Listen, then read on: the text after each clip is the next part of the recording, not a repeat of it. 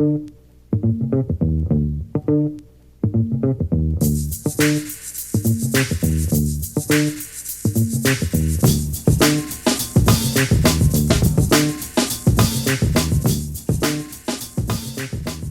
Jeff, normally we do some sort of silly introduction to our episode, but today we have an incredibly special guest, so I think we should just jump right into it. I think so too. We are very pleased to welcome Mr. Pete Souza, who is the chief official White House photographer for President Obama, also a member of the photographic staff for President Reagan.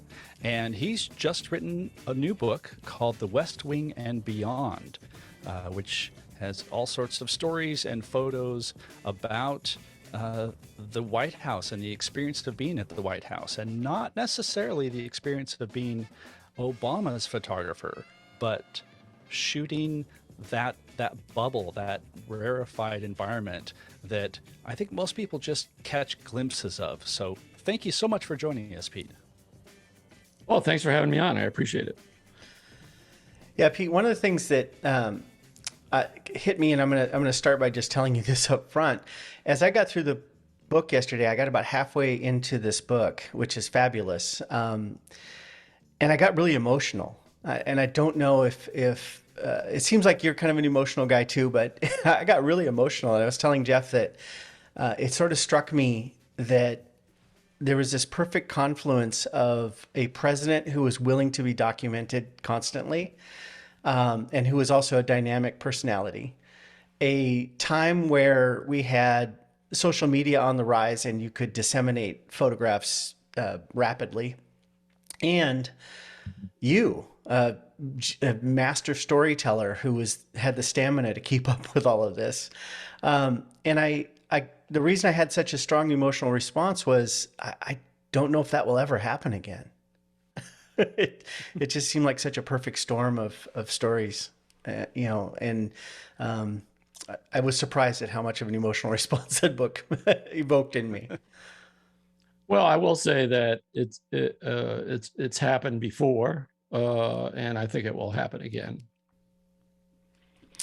So as we look back on your 8 years in the White House, and there's some pretty amazing statistics here. You mentioned in the book you were working 10 to 18 hours a day, and you flew 1.5 million miles around the world 58 times, right, worth of miles on Air Force One, and you probably spent more time in the Oval Office than most presidents. So I think that one of the greatest things about the Obama administration was your photographs gave us this insight into the day-to-day workings of the presidency. And for me, as someone who voted for Obama, who I don't think would surprise anyone that I absolutely adored the man, I've really felt a really deep personal connection with the Obamas. And part of that is their personality, and part of that is the fact that I just had such good visual access to them. And I don't feel that way about President Biden. I like President Biden, but I don't feel that connection, and I definitely didn't feel that connection with President Trump. So how much do you think people's opinion of the president nowadays has to do with the amount of visual storytelling that's coming out of the White House? Yeah, I mean, I think that's an interesting question. I think it's a difficult one for me to answer, in that I was probably not aware of how much people were accessing my images during the Obama administration in real time. I mean, I was just doing my job, and it's such a slog day to day that I didn't really have that keen a sense of how much people were following my photographs. And now I'm sort of an outsider, both for the Trump administration and the Biden administration.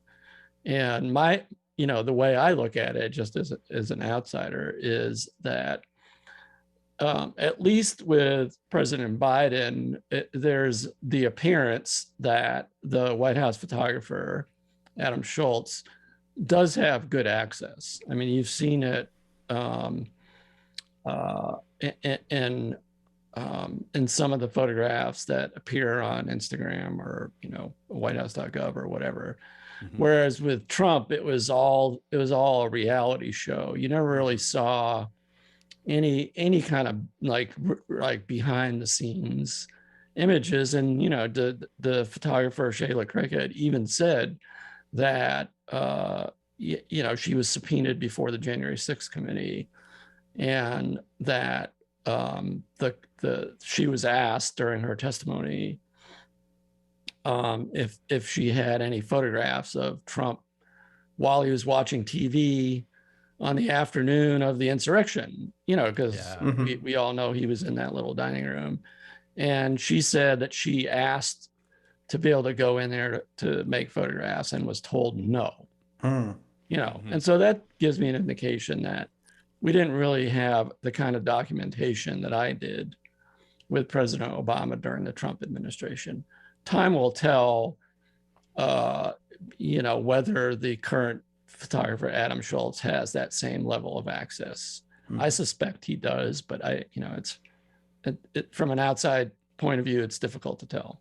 Yeah. So can you tell us more about the balance of that? Like, is that really driven by the president? I mean, my impression is during the Trump administration, it was very much driven by the president. It was, take the pose shots that make him, that improve his stature, make him look good, etc.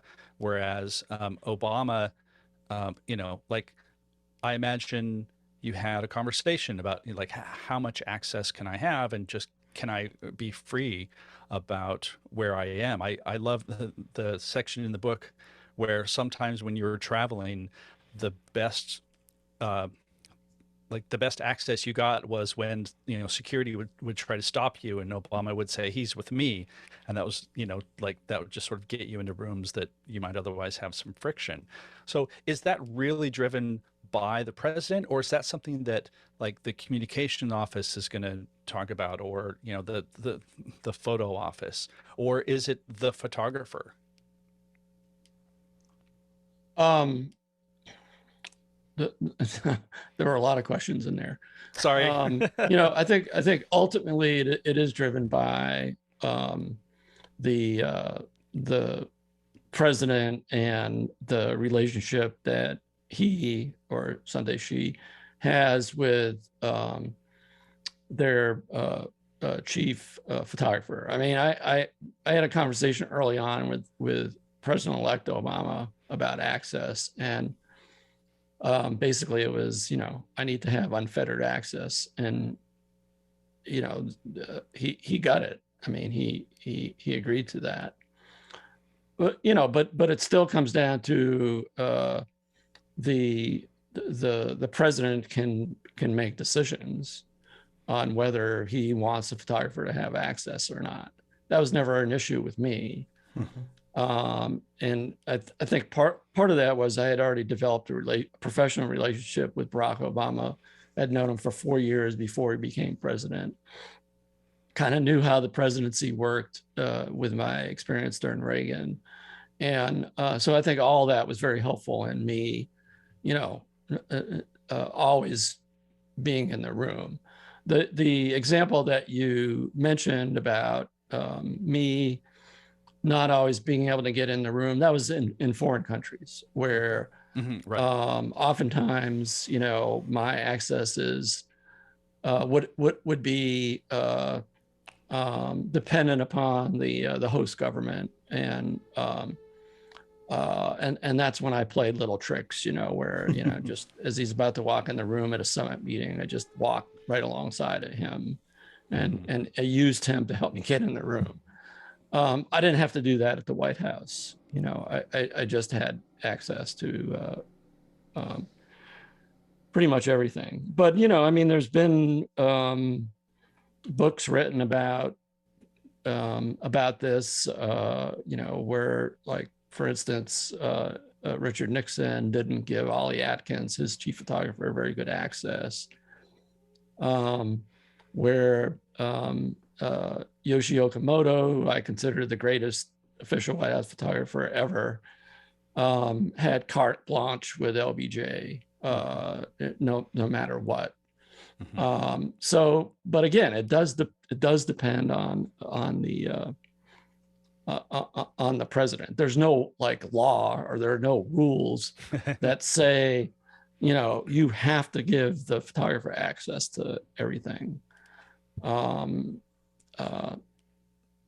So I don't know if that answers the questions you had, but. Well, I think that in your new book here, you really drilled down on this notion that your job was to capture the presidency. And you mentioned in the book that when you were in Reagan's communications team, you felt like you were really focused on the president. And then when you came into the Obama White House, you really wanted to focus on the presidency. And this book is amazingly, it took me quite a few pages before I realized, you were very masterful in editing this book. There are just fleeting glimpses of the president in this book. If you're coming for a book of photos of Obama, you've already done that one. This one is a book about everyone around him and the inner workings of the White House and the realities of the people's house. And you use those words in the book, which I think is wonderful. It's one of the reasons why I think it has had so much emotional impact for me, because it really did feel like during the Obama administration that was our president and that was our house. And I think that this desire of yours to capture the whole presidency and all of these little details, both Jeff and I, when we were discussing the book, were just kind of amazed at your stamina and your ability to capture photos day after day after day after day for 8 years. So can you talk about how you kept yourself going? I mean, obviously it's history, right? It's all historic. Every day is historic. So I could see that there's motivation there, but it's got to be just an incredible grind. It is a grind, and not every day is an exciting day. I mean, there's a lot of days where I felt I was watching paint dry on the wall, those kind of days. A couple of things about what you said. I mean, I still think that during the Obama presidency, my main focus was still on the president, but I didn't want to not photograph, what was happening on the edges with the staff and just kind of quirky things that I would see on the road that are all within that, presidential bubble that occur inside the presidential bubble, which was actually the title that I wanted to use, inside the presidential bubble. But I publishers have a lot of say in covers and titles, Yeah. And I sort of lost that battle. But that was the essence of this book. Is it's what happens inside the bubble, whether it's at the White House at 1600 Pennsylvania Avenue, or when that bubble moves around town or even overseas. And I'm just trying to show all the aspects of the presidency that I saw from, inside that bubble. I did want to say one thing, just so that your listeners understand, is in both the Reagan presidency and the Obama presidency, I was not part of the communications team. And I think that's done in a purposeful way. And I think it is important that your listeners understand that. So the photographic office is a separate entity. It's not part of the press office or the communications office. Yes, there is obviously a lot of interaction between the two in terms of when it's time to make a photograph public. But in terms of the office itself, we do not report to the press secretary or the communications director. We report to an assistant to the president for management and administration, which is really the way it should be. Yeah. Now, I can't say that in practice is always true. I'm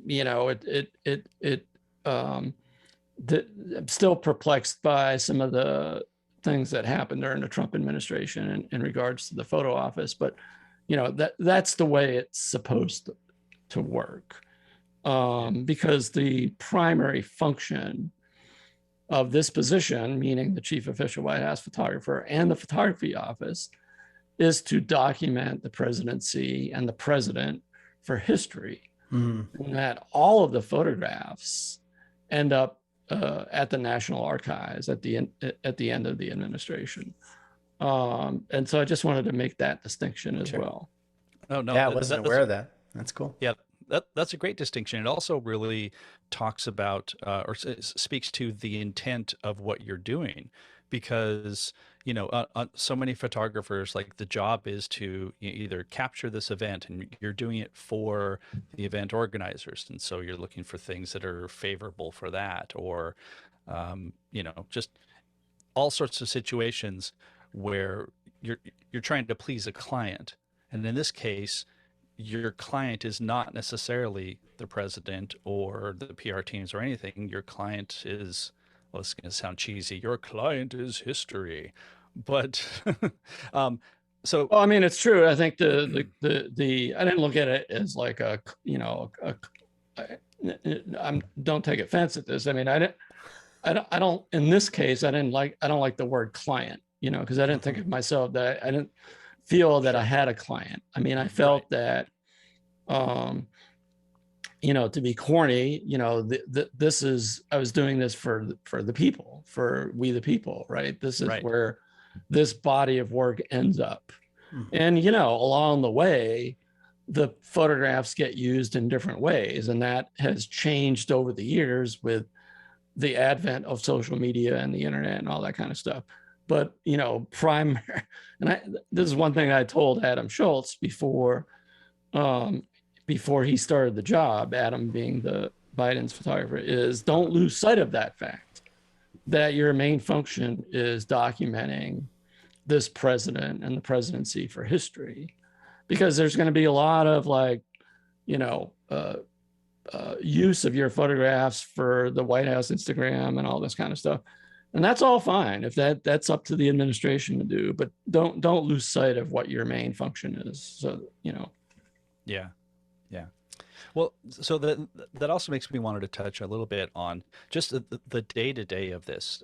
You mentioned that, sometimes you spend a lot of time just sitting in a chair in the outer oval. And it also, lots of times playing spades on Air Force One, just during these long stretches where, Yeah. quote unquote, nothing is happening.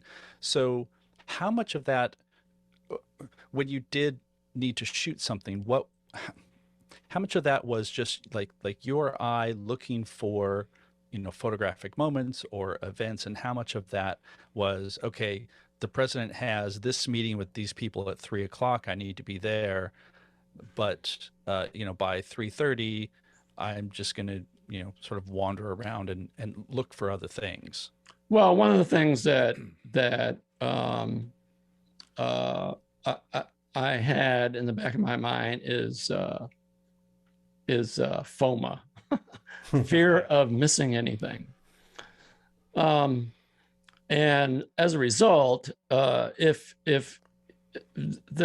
basically just hung around is the best way to put it. And President Obama kept quite busy with meetings and events and things like that, and I was pretty much on the go constantly. But there were periods of time where, he might be in the Oval Office by himself, and the back door would be open, and I could pop in there if I wanted to. Like if I saw, light streaming in through the window in a certain way, I would pop in and make a few pictures. And there's early on, there was a time where I was just hanging outside the Oval, and he was in there by himself, and his daughter Sasha came by, and it was like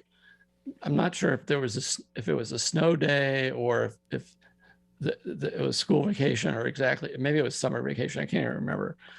And Sasha walks by and then gets down on her hands and knees and crawls into the Oval Office to hide behind the sofa.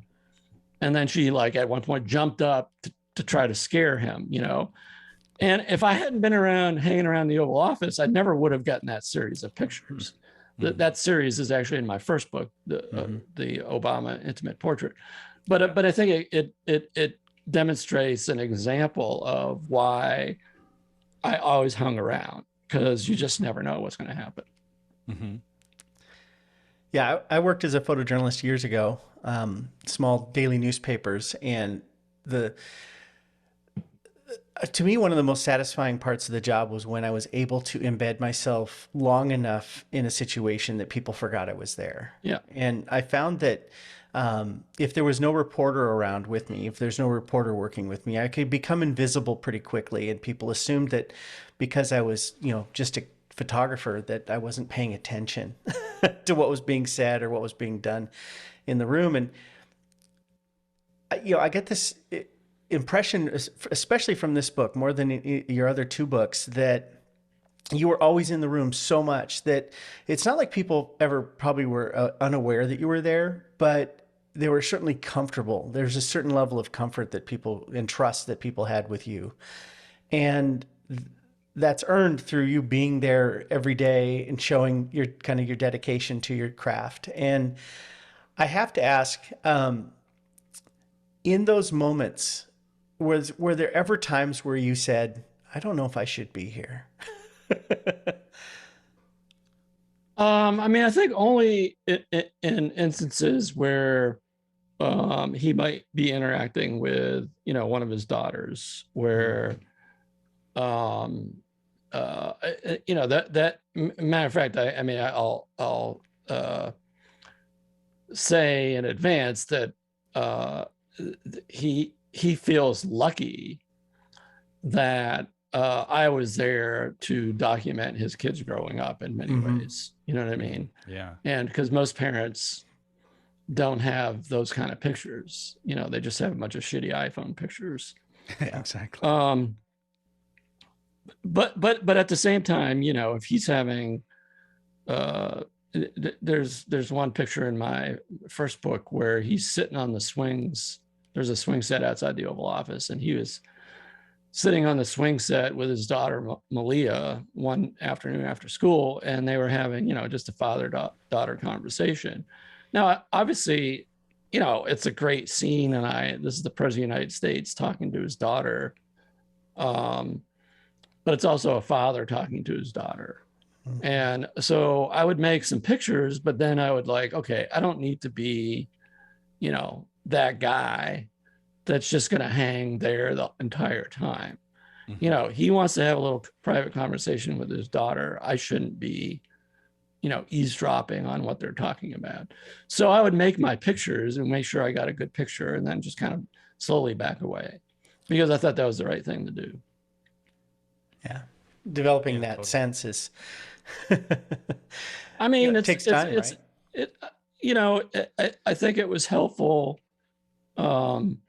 for me to have been a seasoned, guy, a seasoned photojournalist, a seasoned photographer, coming into this. And a lot of this is just intuition, in terms of those, personal moments of not, making your pictures, but not intruding on what should be a private father-daughter, conversation. None of my business, right? Right. Sure. Yeah. So going to the broader West Wing, I get the sense that it's again sort of like top down. Obama, was comfortable having you everywhere, and from the photos and from some of your stories, it also seems as if the rest of the staff also was fine. Like, did you ever get any pushback from other people, maybe like in Situation Room, or maybe staffers or visiting people who were like, what's this guy doing here? Or did it just sort of pervade that, well, there's Pete, he's making photos and he's just going to do his thing, and we've got, of course, vastly important other things to do here? Yeah, I mean, so early on, very early on, I I had a top secret clearance, and very early on, I was in a Situation Room meeting in the Situation Room, and some person, I won't say, who Sure.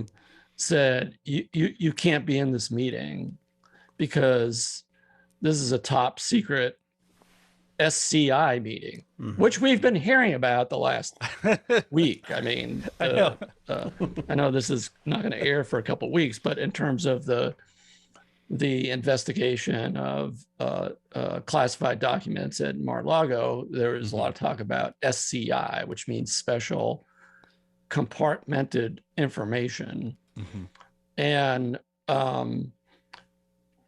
I didn't know the difference at the time, to be honest with you. But so I walked out of that meeting and I went to the chief of staff of the National Security Council. And I just said, I need a top secret SCI meeting so I can be in any meeting in this presidency. And I had it within 2 days, through the CIA and all that kind of stuff. And then, so after that, it was never an issue in terms of being in a meeting. Now, that said, I mean, this didn't really happen to me, but that said, even with that clearance, a president of the United States still has can make a decision on who can or cannot be in the room. That's ultimately, that's up to the president. And that evidently played out, and that's the way it played out in the last administration. At least that's what I think. I'm not sure. Yeah. Yeah, there's no way to know, right? So that leads me to a fun question, and it involves a lot of conjecture. So feel free not to answer it if you don't want to. But knowing what we know about the past president and his proclivity to do things his way, had you been embedded so well into the White House that when Trump came in, he didn't notice that you were there, what would you think it would have been like to be the photographer for Donald Trump when he was president?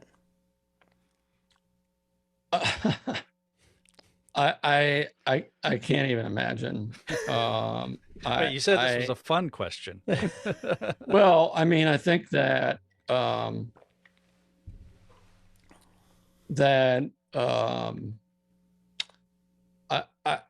I wouldn't have wanted to do it because I would have known that eventually I would get subpoenaed to testify about what happened in the room, Yeah. Which is exactly what happened to, my successor. And so I don't know. I think I would have lasted 24 hours and said, fuck you, I'm out of here. I'm not, you can't tell me that I can't photograph this meeting or that meeting. Yeah. There's certain photographers, I'm thinking of Doug Mills especially, which I'm sure you know Doug Mills pretty well. He seemed to have a knack for capturing Trump in situations where Trump seemed flattered that he was capturing him, but the photographs themselves were very unflattering. And well, they were all, I mean, the White House press corps were quite happy with the access to Trump because it was a reality show presidency. I mean, he didn't really have meetings.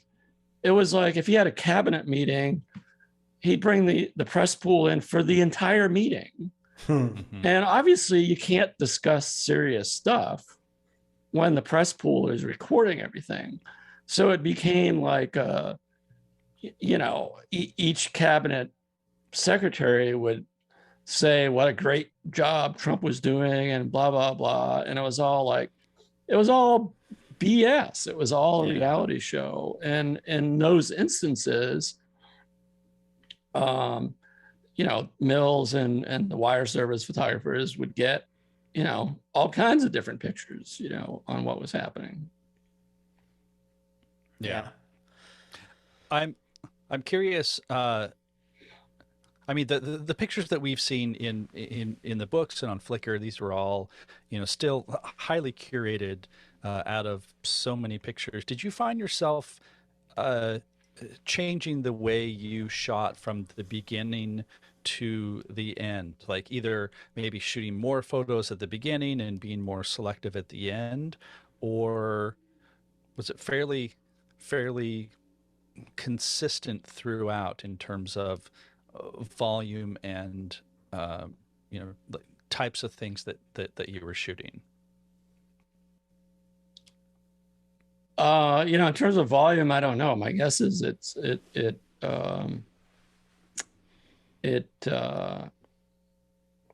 didn't change that much. But I honestly haven't really thought about that too much. Sure.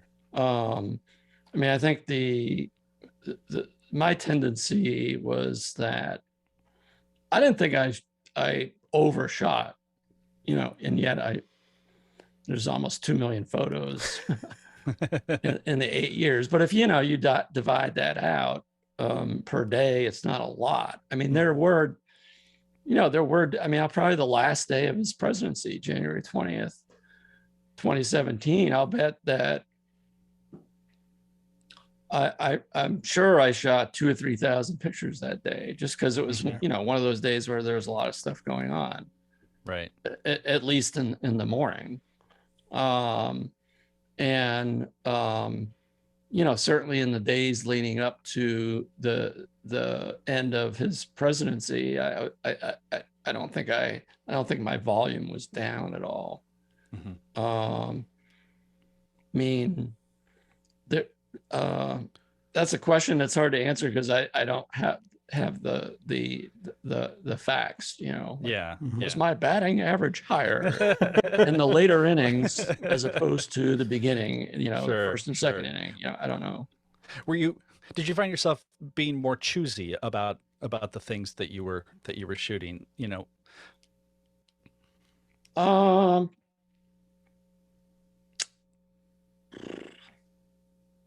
Yes and no. I mean, maybe so, but at the same time, trying to also remember that things like, for instance, in some instances where,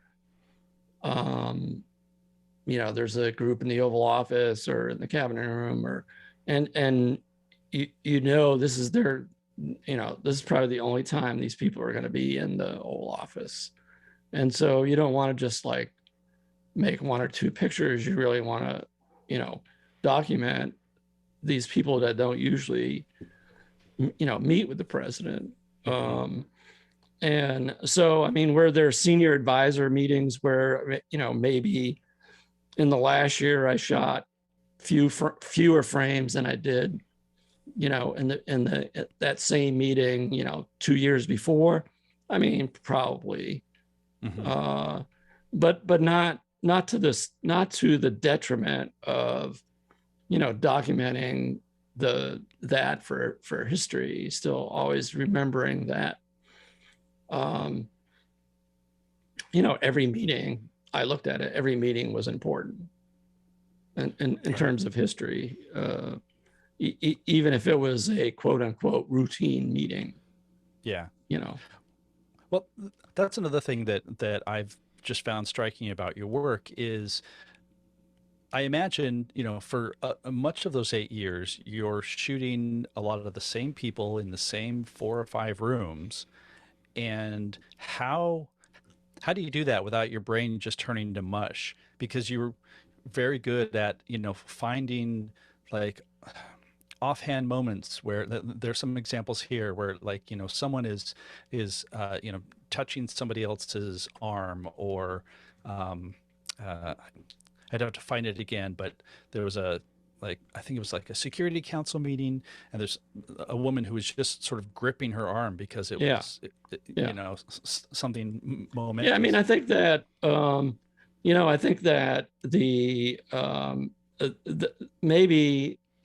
maybe I did better the second term. I don't know. Again, I don't have any statistics to back this up, but maybe I was more on the lookout for those sort of off the radar kind of moments, you know, where there was a picture of the UN ambassador kind of gripping her arm during a tense meeting. And, you know, I've got a picture of a styrofoam coffee cup that belonged to Susan Rice.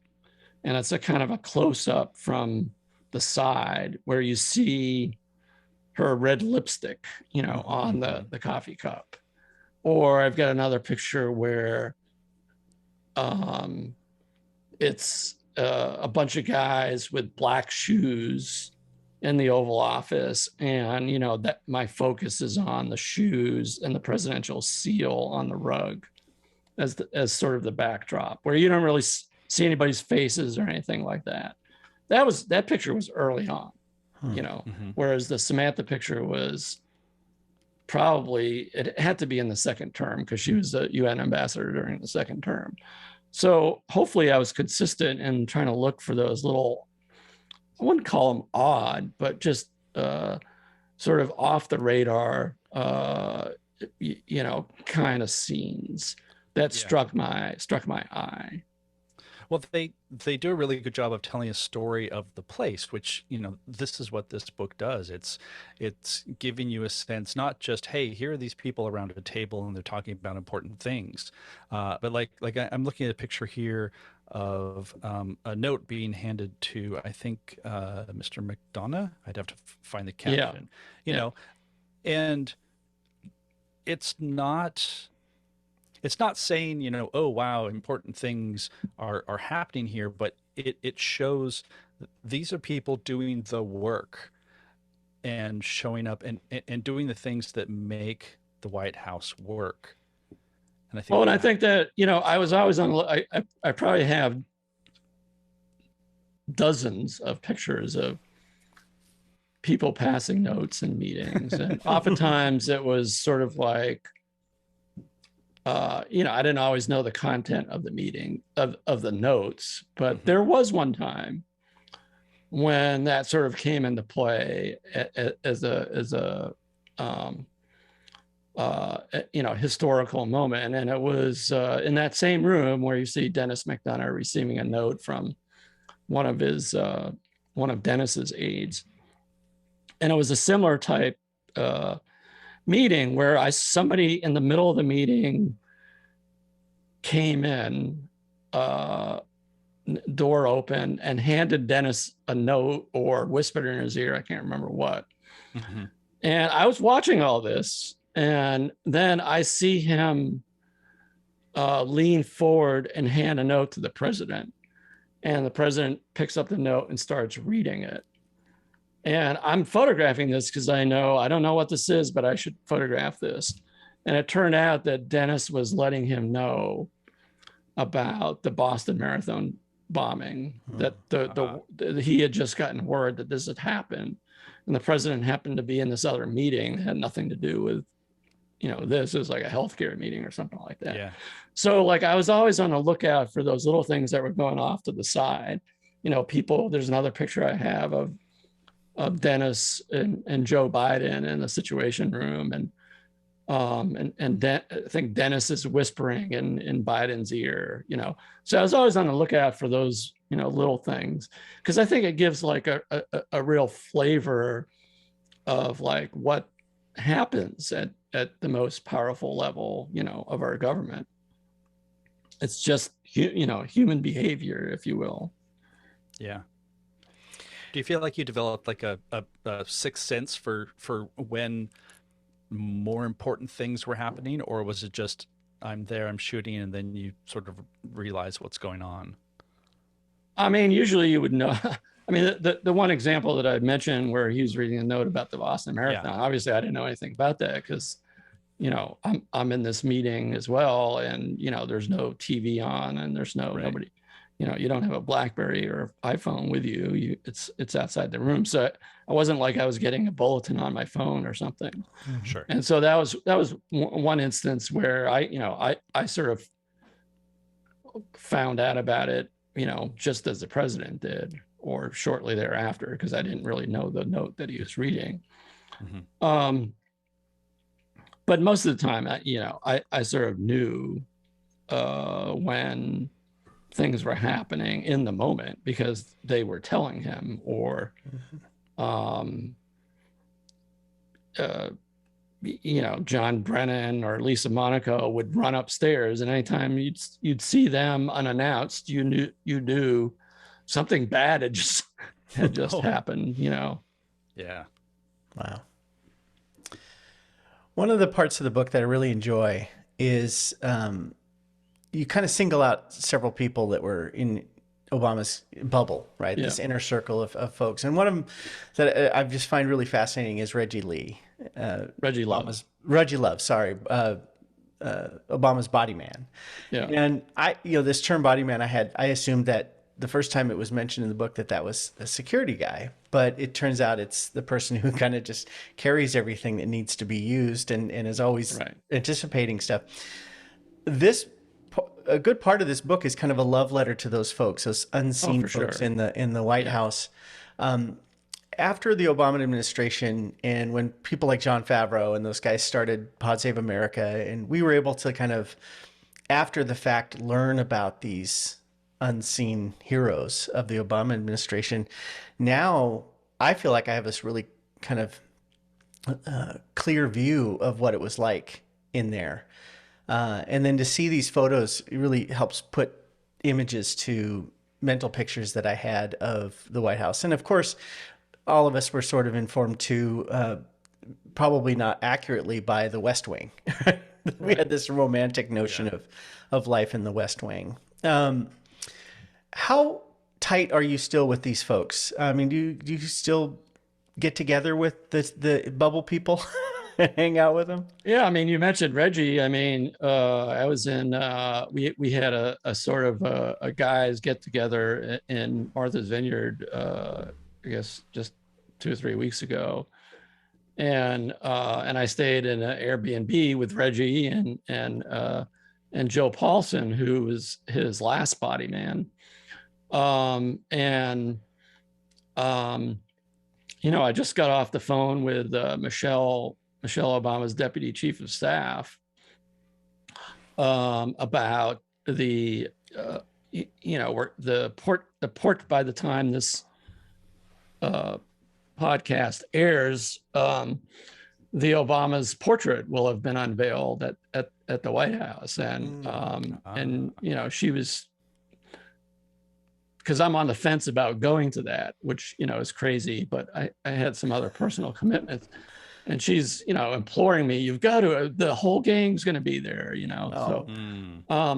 So by the time this, podcast airs, we'll have heard about, all the Obama, the close-knit people coming back together for the portrait unveiling at the White House.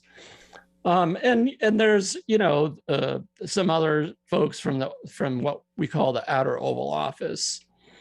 The body man has an office there, but also his personal secretary and the director of Oval Office operations. I mean, we're on a joint text together, a group text that is like ongoing to this day, where somebody will find a funny photo in their, iPhone camera roll and we'll send it to each other, or, just funny stuff like that. And, so we continue to, even though we don't necessarily see each other that often, we communicate on a regular basis.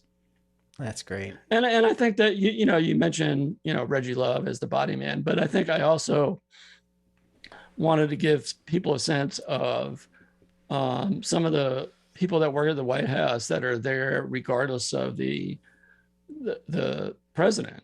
So that these are the non-political appointees. Like, I highlight the Oval Office valets. I highlight the White House butlers. I highlight the White House groundskeepers, the White House communications agency technicians that are part of the apparatus as much as the political appointees of the White House. Mm-hmm. And it was important for me to highlight them, the military aides, what the president's military aides, so on and so forth. So I thought that was important to highlight some of those folks as well. Yeah, and you do really well. And I love how you organize the book. You do hop from group to group and showing them at their very best. It's just like I said, it evokes an emotional response in me. Very powerful book. I do want to jump ahead a little bit here and ask about two things. One is obviously you've always been a very talented and gifted visual storyteller, but in the past several years, you've also become really well known for being a verbal storyteller. I mean, you do these amazing book tours. Jeff has had the opportunity to see you once, at least once. Both of us are excited to see you come back through our towns here soon this fall, so we can see you speak again. How does it feel to have kind of moved from being this documentary photographer to being a storyteller, a traveling storyteller? Yeah, I mean, it took a little getting used to, but I sort of feel I have a purpose in that I'm speaking to like-minded people who believe in democracy and believe that ultimately there's goodness in our country. And I'm sort of the bridge in many ways between Barack Obama, President Obama, the Obama presidency, and these people. They may never get a chance to meet him personally, but they've gotten to know him through my photographs, and I'm aware that I'm the person that links people together. And and I think it's part of I don't have to be doing that. Did I just lose you there? You broke for just a second, but you're back. Yeah, sorry. It's okay. But I feel that as I said, I don't have to be doing this, but I feel I wouldn't say obligated, but I think it's important for me to do it, and I think it's a reminder for folks that if you don't like the way things are going in our country, then you can change that collectively, and hopefully I've had something to do with getting people out to vote, and making sure they understand the importance of doing that, not just in the next election, but in every election, including your local election. So, and it's I went to see the traveling show of Hamilton the other night and it just so happens that one of the guy who plays George Washington occasionally did advance for us at the White House, and so I sort of met him. He's like, meet me at the stage door after the play. So I met him, and the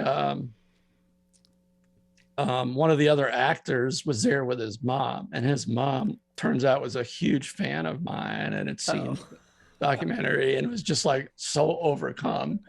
And that's a little weird for me to run into people that that I don't know that just are excited to meet me, which is like kind of a odd sensation in many ways.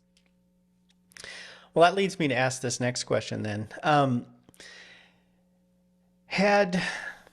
I hate to even say this because it makes me kind of sad, had Hillary won and things continued sort of that arc that was going with the Obama presidency, if things had continued on that trajectory, and people hadn't experienced the traumatic times that we've experienced, do you think that your work,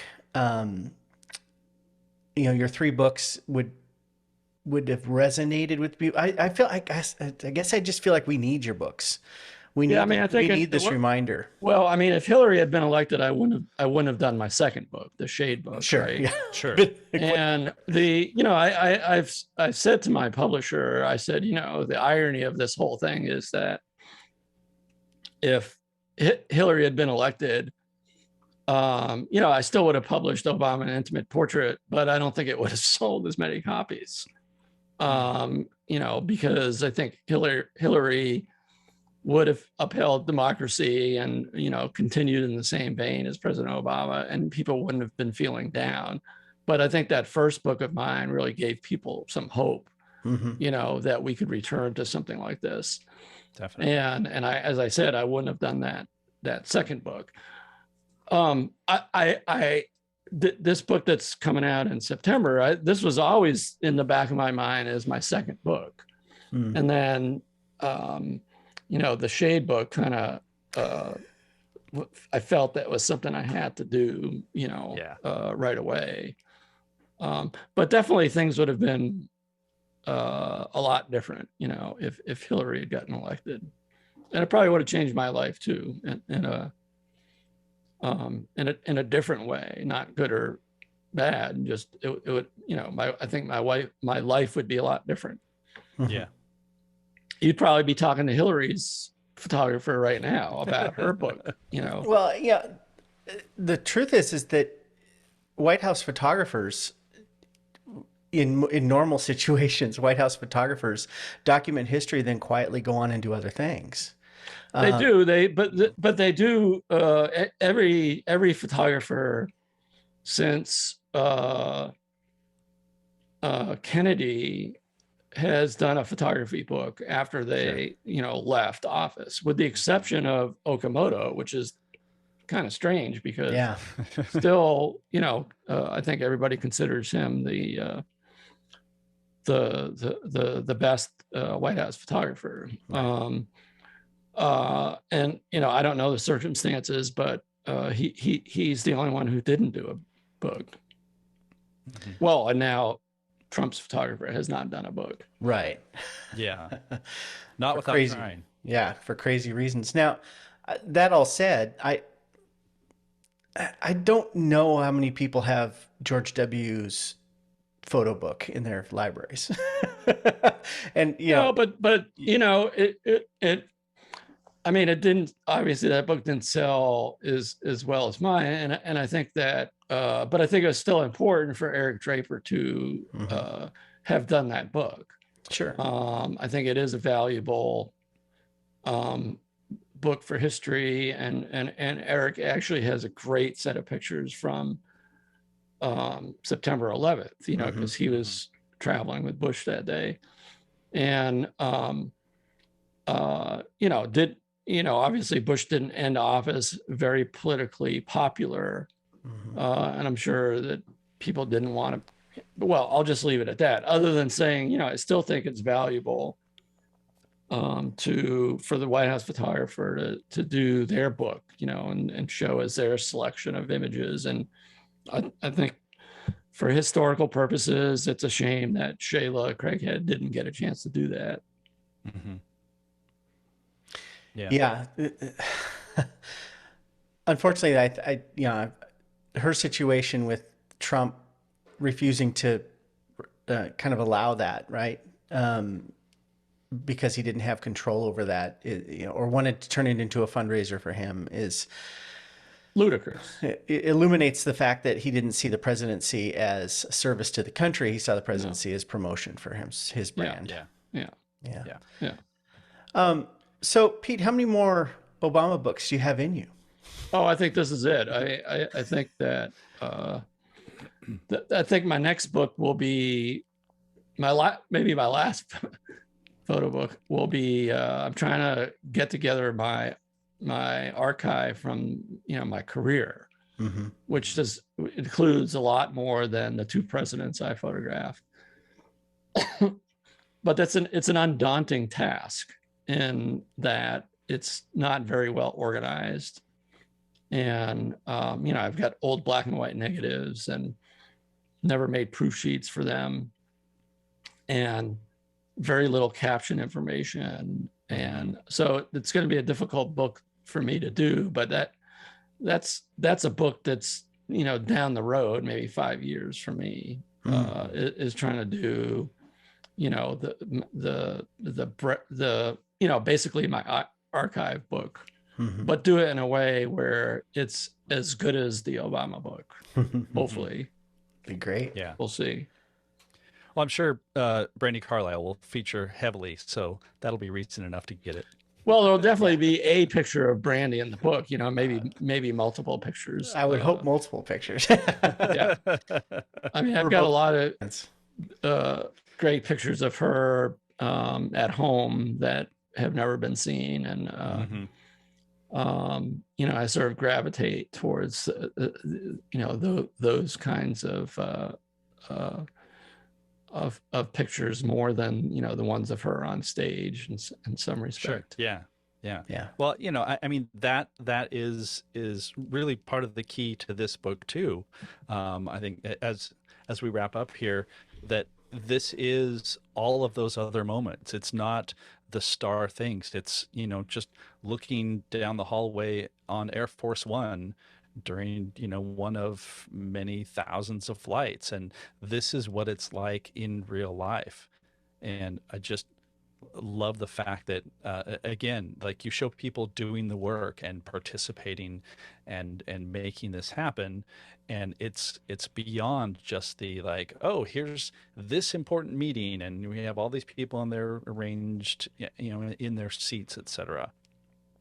No, and I'm glad you mentioned that photograph in particular, because it's like not the most, exciting photograph in the world. This is the one looking down the hallway of Air Force One, but I know it's a scene that 99.9% of the country is never going to see in person.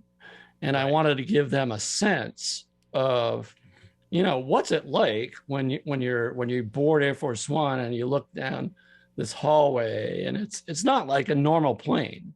I mean, it is a normal plane in some respects. I mean, it's a modified 747, but at the same time, it's not configured like any other plane inside.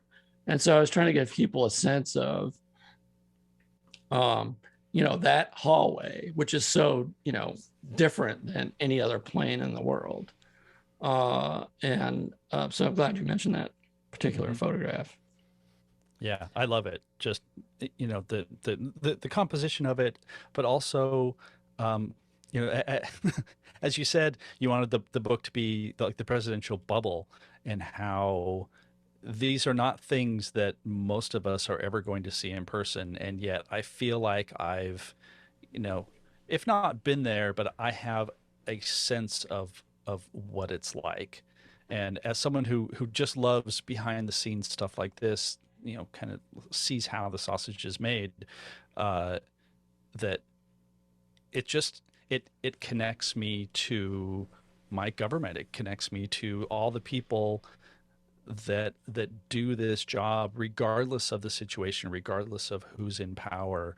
All those great pictures of the kitchen staff and putting together, the desserts and all of that. It just gives you a broader picture and tells the story in a better way.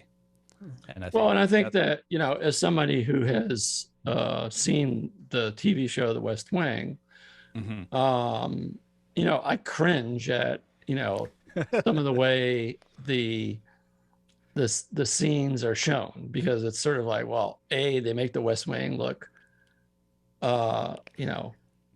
bigger than it really is, more majestic than it really is.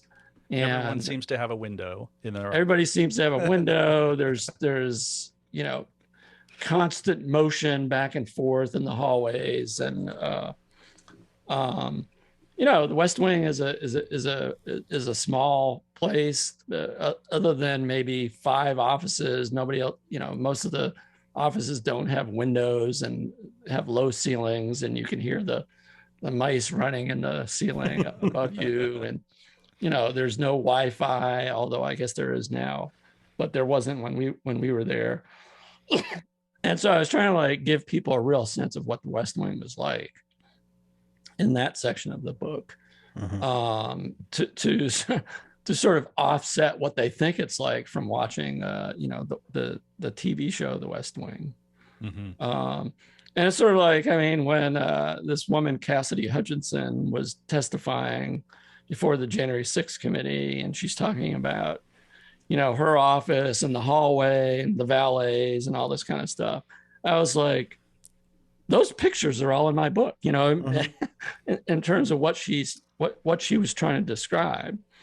And I obviously have a attuned sense of when I'm listening to somebody describe, that hallway, knowing exactly what she's talking about.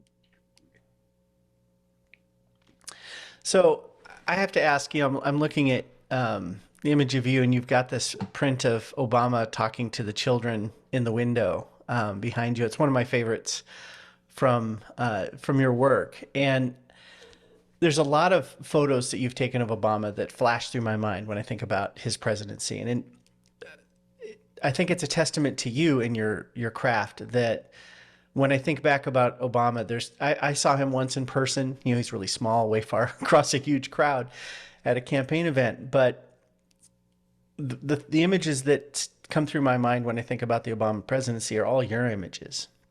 And, I do have a very strong affinity and almost romantic recollection of that time. And I know it wasn't a perfect time. I know it wasn't, Mai Tais and roses every day. Right. But in hindsight, it seems like that was really the best of times for us. And I want to end this conversation with you on an Obama-like message of hope, I guess, in that as someone who's been in the White House, like you said, for more than most presidents, where should we hang our hope for the future when it comes to the presidency?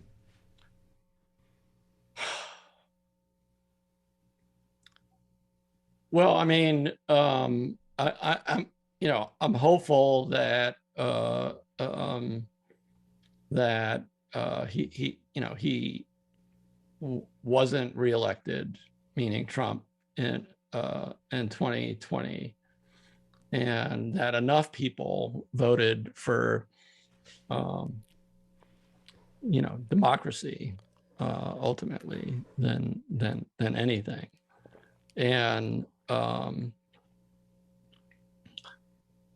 but at the same time, it's like I am concerned about the future for not just the presidency, but for the country, because there's there's a lot of people still in denial about the truth, and that is a hard thing to get past when you have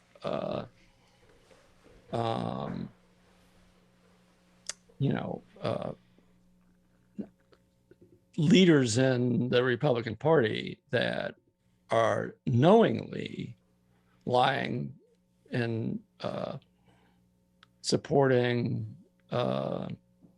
somebody who just doesn't care about democracy or rule of law. And that's very discouraging to me, the way this is going. And I mean, I think it I don't know what's going to break that cycle of believing lies, that people that continue to believe lies.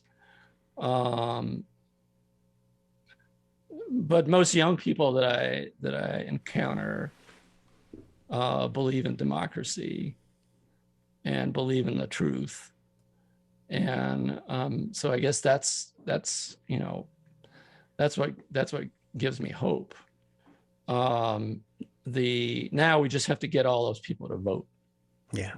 In all seriousness, I mean, I'm pretty sure that if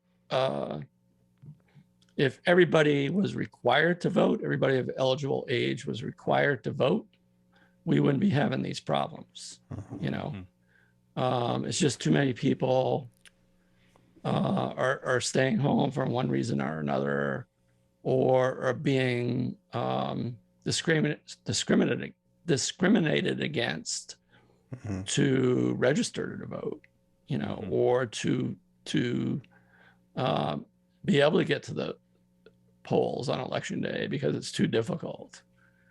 I wish we had a requirement that everybody voted, because I think that would change everything in terms of our adherence to democracy and electing good people as president. That's my personal opinion on stuff. Yeah. Well, it's a highly informed personal opinion, right? Yeah. From the guy who is in the room every day. I really want to thank you for talking with us, Pete. Like I said, this whole this whole book put me in an emotional space that it's going to take me a few days to get over.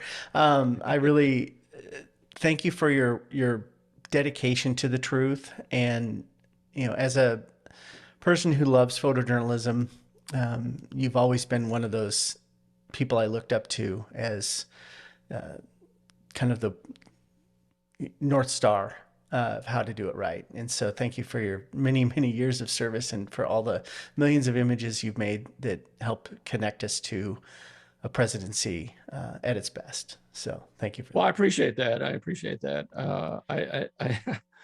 I felt that I gave it my all during those 8 years, and I knew what I was doing was important, and knew that this was my last chance to do this right. And that's why I gave it everything I had. I feel lucky and fortunate to have been in a position to do that job, especially with that president. Yeah. Excellent. Well, thank you so much. And I'm just going to say for our listeners and viewers, this book is called The West Wing and Beyond: What I Saw Inside the Presidency. If you do not have a copy, go get a copy, because it is fabulous. Yep. Comes out this week. And right. Pete's going to be doing a book tour, which is not just a place where you go and sign books, right? You're going to be telling these stories and sharing these images. One of the things that I really appreciate about your last two books especially is the storytelling, the book tours that you've done. And a big part of your last book tour is in the amazing documentary that I watched last night just to kind of get ready for this interview. And now I'm blanking on the name of the documentary, but it's on Peacock. It's streaming on Peacock right now, and you can. Yeah, it's called The Way I See It. The Way I See It. So thank you. I see it. Yeah, and it's not my documentary. I'm just in it. It's right. Right. The documentary about you. Yeah. Yes. Yes. About me. Yeah. Exactly. Yeah. Excellent. So yeah, check out the documentary. Check out all three of Pete's books. And I'm already ready for the next one, Pete. I'm ready for your book in 5 years. So when you're done with it, please come back and rejoin us, and we'll chat about those photos too. Will do. Thanks for having me on, guys. Appreciate it. Thank you. All right. Thank you again, Pete. Okay.